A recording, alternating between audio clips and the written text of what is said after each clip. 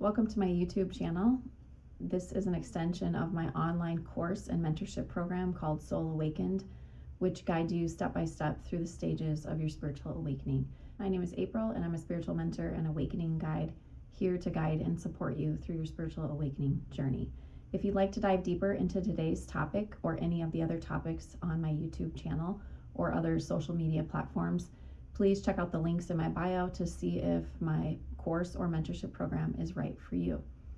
Today I've been called to speak to you on the topic of what is a Kundalini Awakening. And I'm going to walk you through some of the common characteristics, what is beautiful about it, what is challenging about it, and if you're going through this experience, how you can move through it more easily. If you're just stumbling upon me for the first time, this is a new channel which I am hoping to develop and grow with some of my teachings that are a spin-off of my course. But the reason I ended up here and how I became a spiritual teacher and awakening guide is through my own personal awakening journey.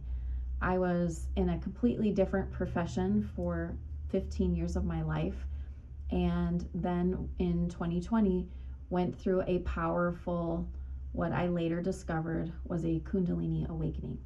And this experience changed my entire life. Everything as I knew it was stripped bare, and I was asked to rebuild my life from the ground up. The Kundalini Awakening is one of the most powerful forms of spiritual awakening, and today I want to hopefully shed some light on what it is and how to move through it more easily, because it can be quite challenging. The term Kundalini is a Hindu term that refers to a coiled serpent. And by this, it is referring to an area of our body that sits at the base of the spinal column, which is a dormant energy center that most humans will never be aware of. Those who undergo a Kundalini Awakening, however, usually undergo some type of experience that wakes up this sleeping serpent or this dormant energy that lies at the base of our spine. And for me, this was a soul encounter. It can come in many forms. Some people experience a Kundalini Awakening by using plant medicine. For others, it's a soul encounter. For others, it's a near-death experience. In my case, I met a person who I believe I have a past life with, who activated this energy within me. And when I say activated, it was so powerful and so life-changing that it caused a huge uprooting in my life. But it also activated all of my spiritual gifts, and I'm going to get into that in a little bit. Most yogis and spiritual teachers will tell you that a Kundalini Awakening is not something that can be purposefully brought about, or it shouldn't be. The process of your dormant Kundalini energy being awakened is something that should only happen when your soul is ready, when you have gone through enough life experiences and you've perhaps even made this decision in a past lifetime to undergo this type of awakening experience. It's not something you choose. It's not something you should seek out. In fact, it chooses you when you are ready. And in some situations, if a person's Kundalini energy is activated too quickly and they don't have the support of a spiritual mentor or practitioner, it can actually cause psychosis.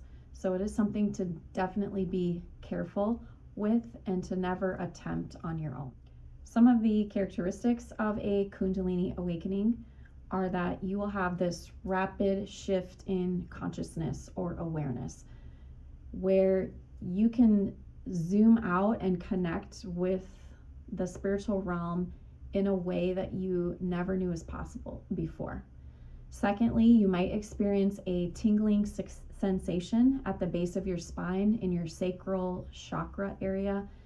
It could even feel like heat running up and down your spinal column, or that energy can be so intense in the sacral chakra area that it feels almost sensual, like orgasmic.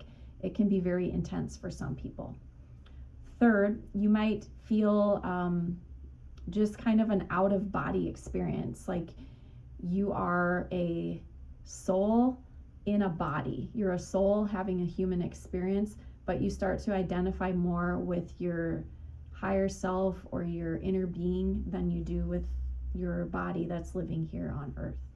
And lastly, you might have this heightened sense of creativity, really intense dreams and visions, and this sense that you're starting to have spiritual gifts, or what some might call psychic gifts, and supernatural occurrences.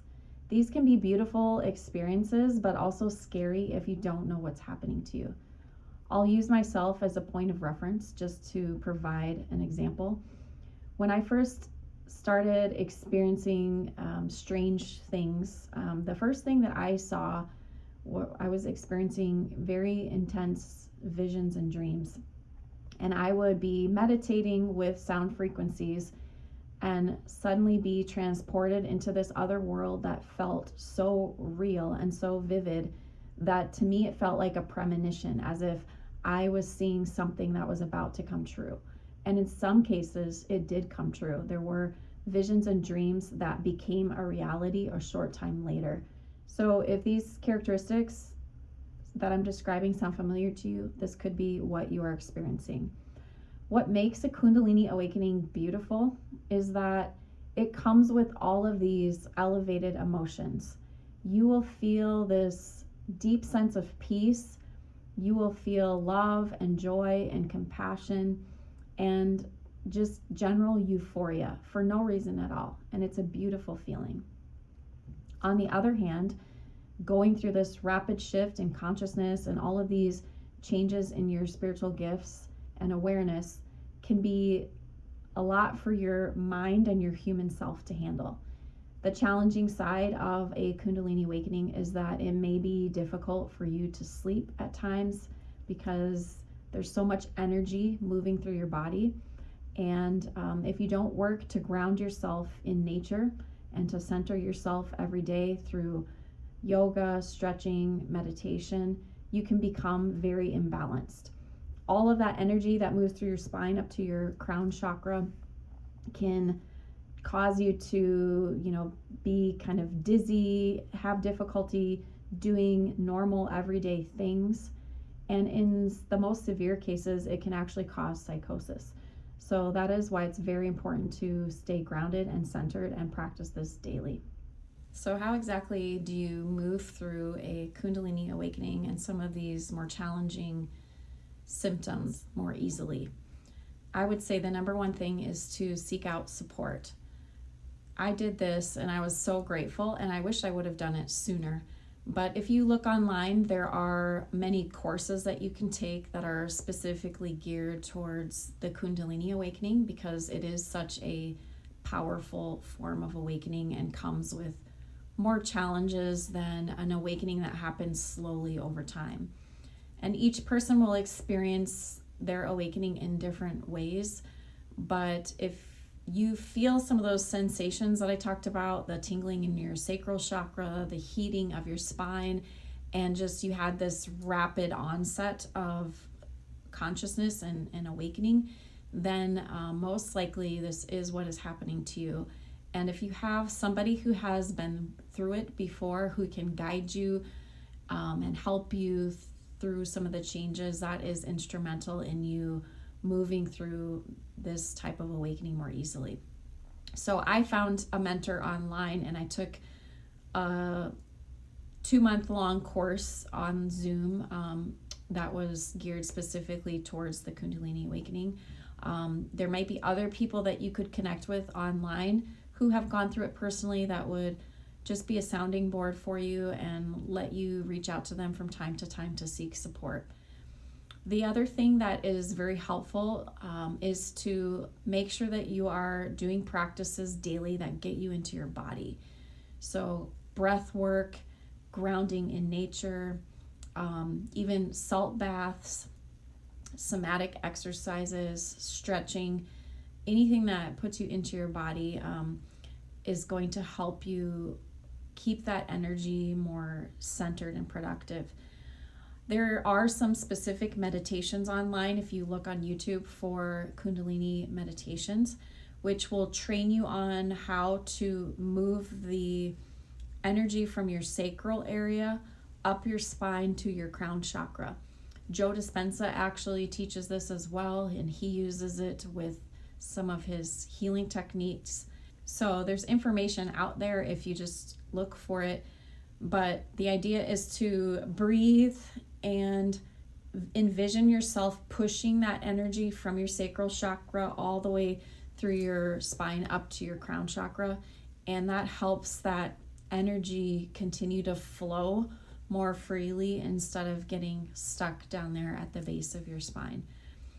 Whatever you do, just know that I'm always here to answer questions and be a sounding board for you as well. The Kundalini Awakening is the type of awakening I experienced. It is one of the most powerful forms of awakening and most challenging, but if you seek out support in some form, it will be much easier for you to move through it. Thank you for listening today. It's been a pleasure to connect with you. If you would like to learn more about any of my programs or connect with me personally, you can find the link to my socials in my bio.